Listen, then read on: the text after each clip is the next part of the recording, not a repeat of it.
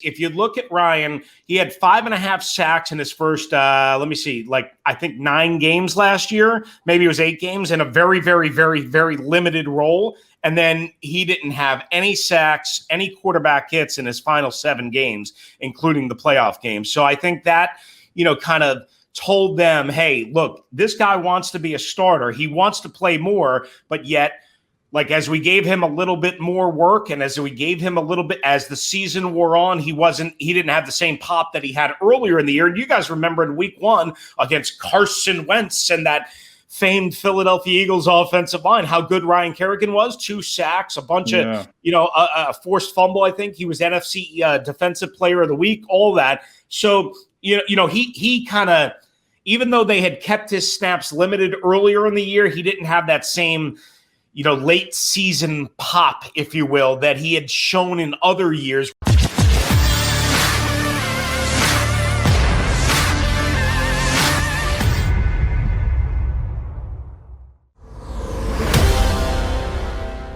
Mega Mac guys here with you on Birds 365. John McMullen, Jody McDonald. You know our job is to keep you entertained and informed about the Philadelphia Eagles. Well, to do that, you got to give some information and insight on the competition, on who the Eagles will be taking on this year. And twice this year, they'll be going up against the formerly known as the Redskins. I told you I don't care about about if anybody gets ticked off. The Washington football team, and joining us, despite the fact that he's got a little bit too much hair on the top of his head and not enough hair on his chin, Redskins insider for 106.7 The Fan down in D.C., Chris Russell jumps aboard with us. Hello, Chris. How are you, bud? Jody Mac, John, thanks for having me. Sorry about the hair, and I definitely have to get like you guys with the with the well seasoned what do you call it, goatee type thing. Trust me. I shaved my playoff beard when the Capitals got eliminated in 5 by the Bruins. So otherwise I would have been able to do better for you guys. Sorry. Yeah. You're much better off than we are, Chris. Be happy. But I hear you with the hockey beard. A lot of people do that. Yeah. I want to start off quickly because this is one of my favorite NFL jokes. What's your favorite bridge? Golden Gate, Brooklyn, or Ryan Fitzpatrick? Boom. Woo. Well, being that this is a football show, I guess I'll say my favorite bridge is Ryan Fitzpatrick, right? He's my favorite bridge. Yeah, I mean, listen, I know his name, his personality, his career has kind of been a joke in a lot of people's eyes, but I don't. Look, moving forward, I think he's the ideal guy for them right now because if you look at what it was going to cost them, if you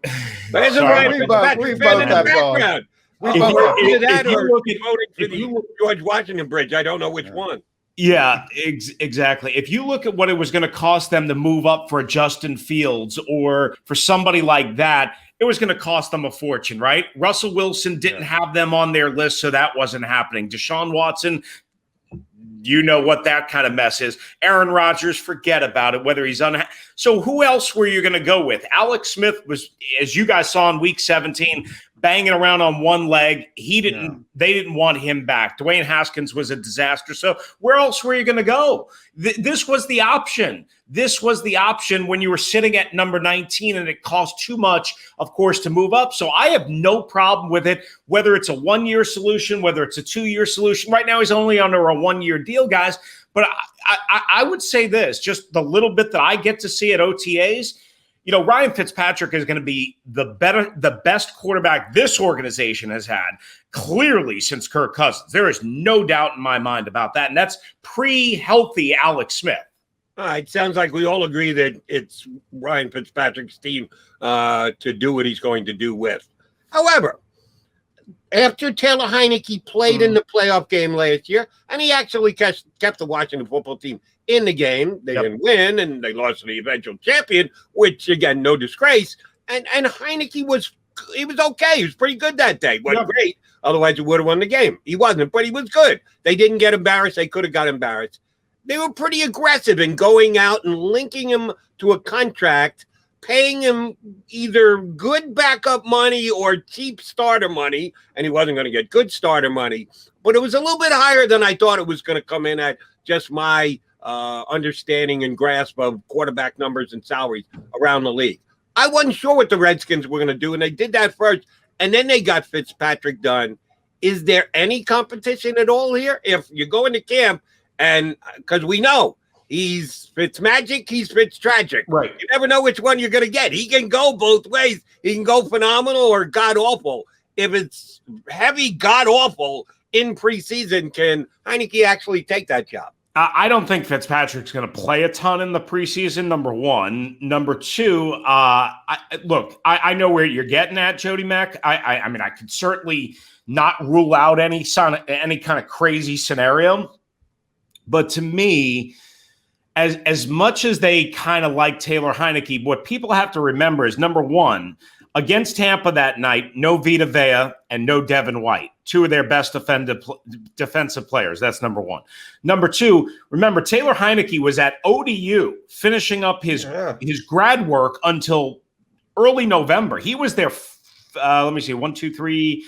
Yeah, he was their fifth quarterback of choice last year, okay? And the reason why he caught on and got an invite as a COVID quarterback is because you remember the whole situation with the Denver Broncos when they didn't have a quarterback to play that one weekend. Yep. That's the only reason why they brought him in, and because he had been with the Carolina Panthers, so he knew the terminology, so he could like be available without having to learn the system, because he already knew much of the system from in Carolina. So, yeah, they signed him to this 2-year deal. You want to talk about a bridge deal? That's essentially a bridge deal. It's not even like good backup money, quite honestly, but it's better money than Taylor Heineke was making. I mean, and he goes out and has this great performance against Tampa. He also played well in a fourth quarter against against Carolina in week 16. But he's not. I would say this: if Taylor Heineke's got to start more than 1 or 2 games for you, you're in trouble. If Taylor Heineke has to start one game, finish up a game, you're okay. Don't also rule out a guy, Kyle Allen, who actually was brought here via trade and was with Ron and Scott Turner in Carolina and actually played 13 or 14 games the year that Cam Newton got hurt, the year that Rivera got fired. So don't forget about him. That's what I was going to ask you, Chris. So nice segue. I mean, Ron Rivera likes Kyle Allen. Can Taylor Heineke even hang off, hold off Kyle Allen to be the backup quarterback? Taylor is a smart guy. He was going to be an engineer. So, I'm not sure this is long-term.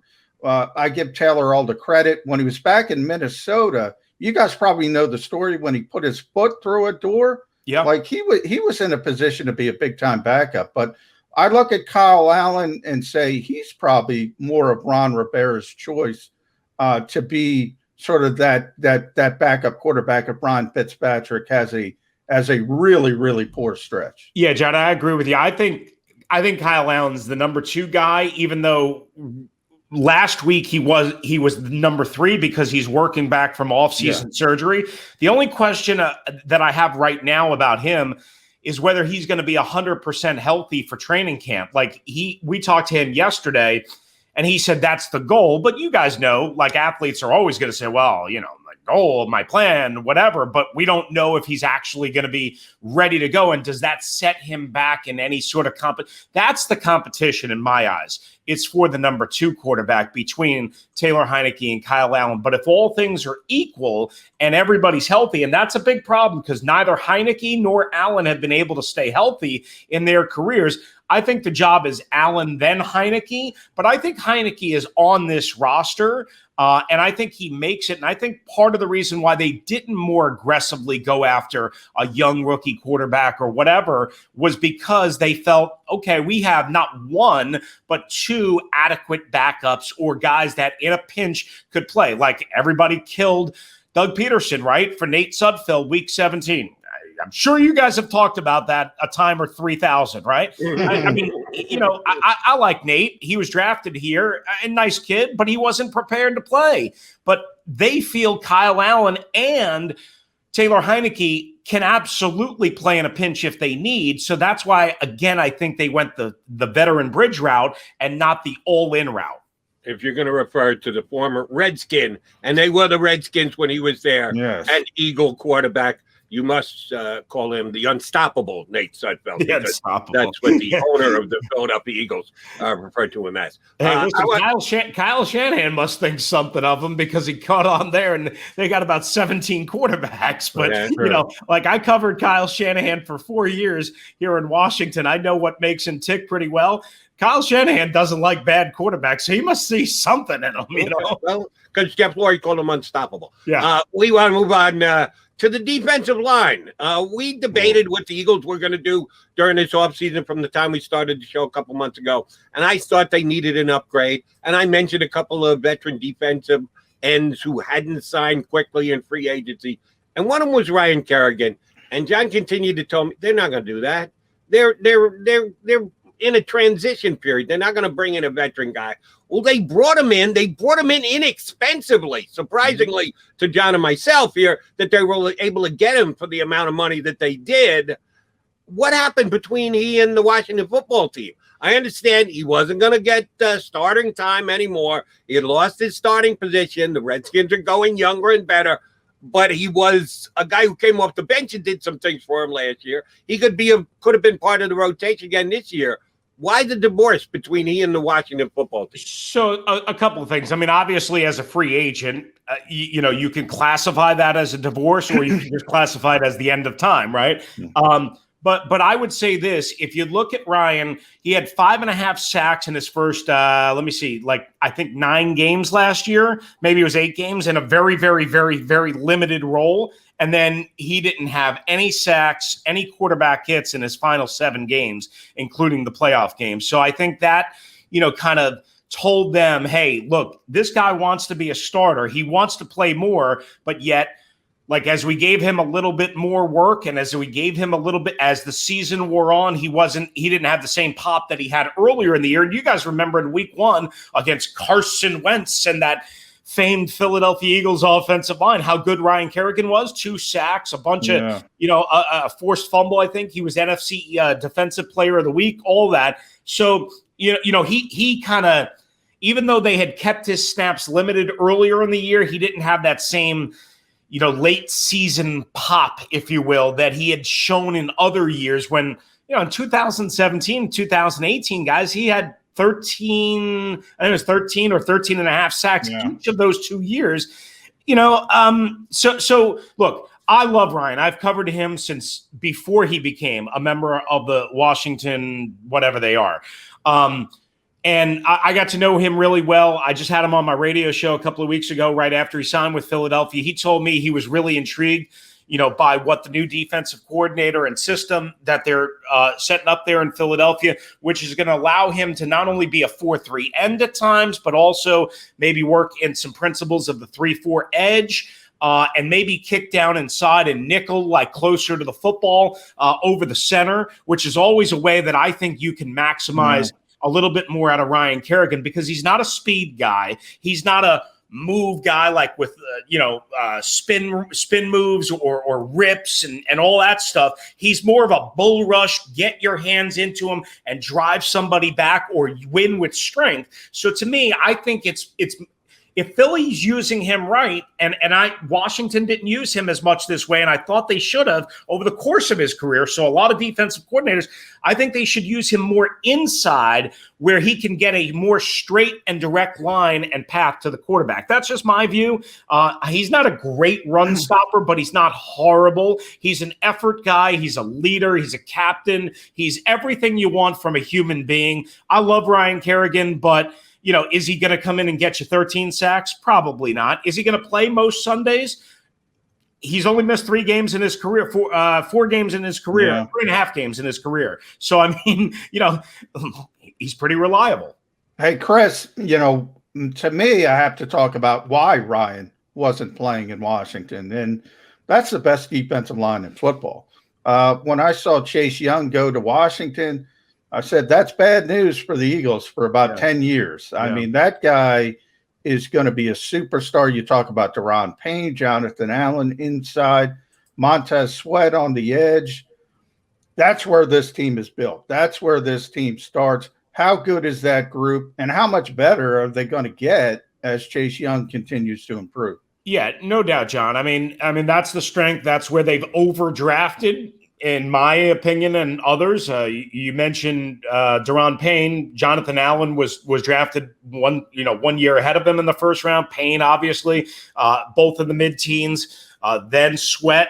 And they wanted Sweat at 15 in 2019, and Dan Snyder came off the yacht, as Jay Gruden likes to say, and forced them to take Dwayne Haskins. So, and then with a new administration, Chase Young is just sitting there at number 2. Now, they could have gone to, I think that would have been a mistake.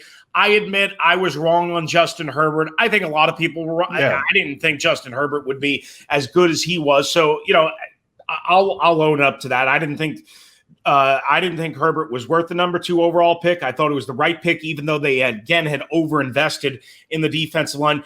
One other, thing we should point out, guys, they have Temple's Matt Ioannidis as well, coming back from a torn bicep. And he is a guy that was their best pass rusher up until, Chase Young and really Montez Sweat kind of in year 2 for him, and Chase Young last year kind of showed up. He was out much of last year. He was hurt early in week 3 and missed the rest of the year. And then a guy like Tim Settle is a 6th defensive lineman, a defensive tackle that makes up the depth. So when you're rolling out those guys, and I'm telling you, Montez Sweat might be the best of them all when it's all said and done in terms of his range, his frame, his wingspan to knock down passes. I saw him jack up a right tackle the other day in practice. I mean, the guy is just country strong, and he's got some developing moves, is what I would say. And Chase Young, listen, he's going to get all the headlines. I understand why. I think he can get better, though, in terms of when he doesn't win off the first step. And initially, I think where he has to really get better in year 2 and beyond is, again, developing those counter moves, something that Kerrigan, quite honestly, never really fully developed either. And it's harder. It's hard to say, just do this and you'll be successful. Well, you don't have a lot of time to do this if you're not good at it naturally. I think Chase has to get better at that in that regard. But there is no doubt this defensive line, 6-7 guys, are really the strength. And you guys remember what happened with Philadelphia in the Super Bowl year and what happened to the Giants with that NASCAR package. Yep. That's how you win Super Bowls. Yep. Chris, I referred to the division that both teams played in last year as the NFC least because it earned that designation. It was a bad division. But on draft night and the second and the third night, I said, well, at least the NFC least was improved. Everybody here in Philadelphia was excited about the Eagles draft led by Devonta Smith. I said, they're not the only team in the division that did well. I like the Giants trade back, and they got future assets. I think the Dallas Cowboys filled needs. And I think your Washington team did pretty well, at least with the top 3 draft picks. Jamin Davis probably going to start. Diami Brown and Samuel Cosme, chance to compete for jobs. Give me your read on the draft and how much immediate impact it can pay in 2021 for the Washington football team. Yeah, I think it was a good draft. I don't know if it was a great A plus, whatever, A minus. I mean, who knows? I mean, obviously we got to wait a couple of years.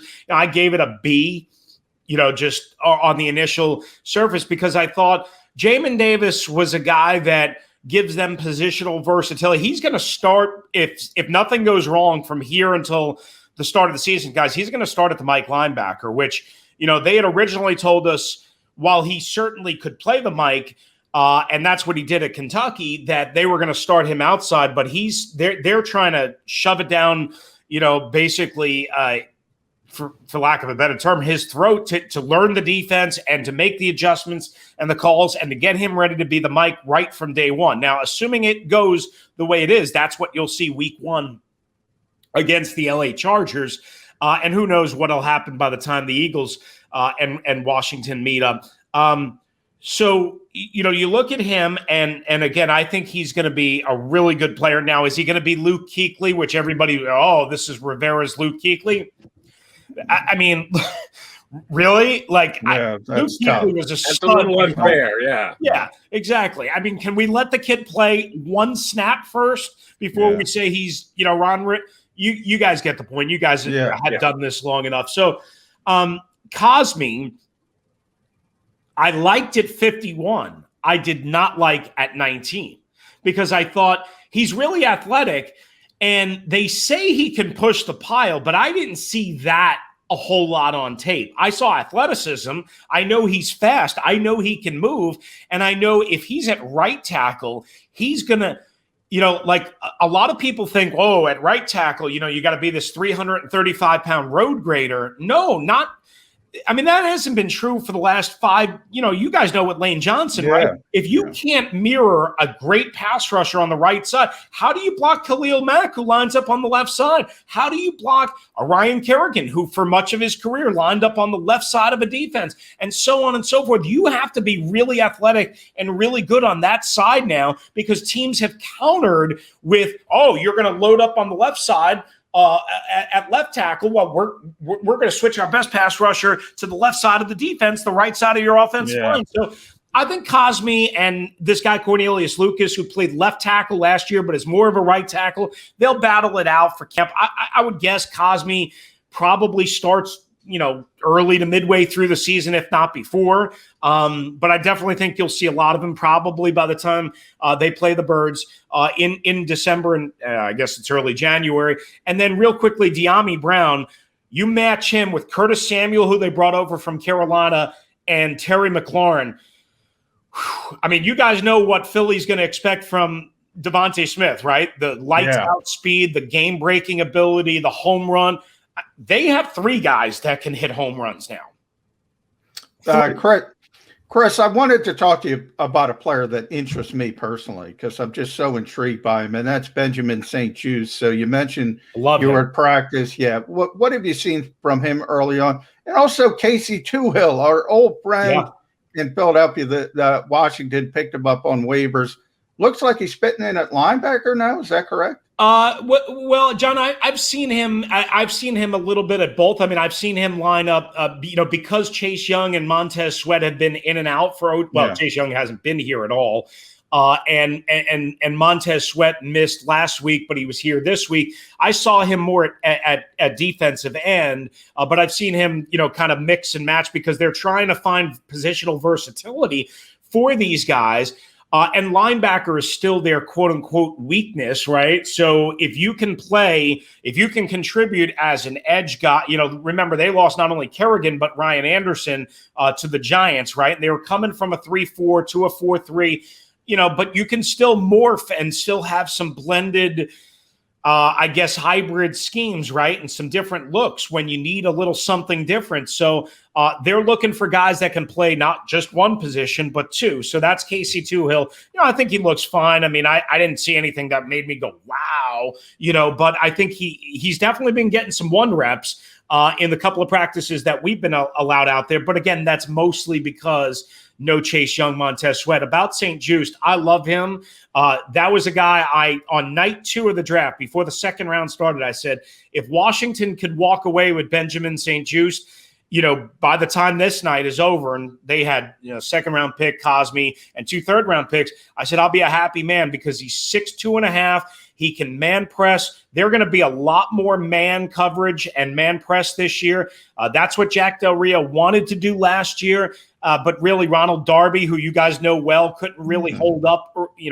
Remember in week 1, Jalen Reagor, the rookie, just blew past him for a big 50 play. There was a couple of times after that happened, and he couldn't really play man and jam at the line of scrimmage a whole lot because Darby would get exposed. Kendall Fuller would get exposed from time to time. They're going to be more 65% man this year. St-Juste fits in great there. William Jackson III from Football Siberia in Cincinnati is a man on your hip corner. That's going to be a great matchup if Devontae Smith is Devontae Smith.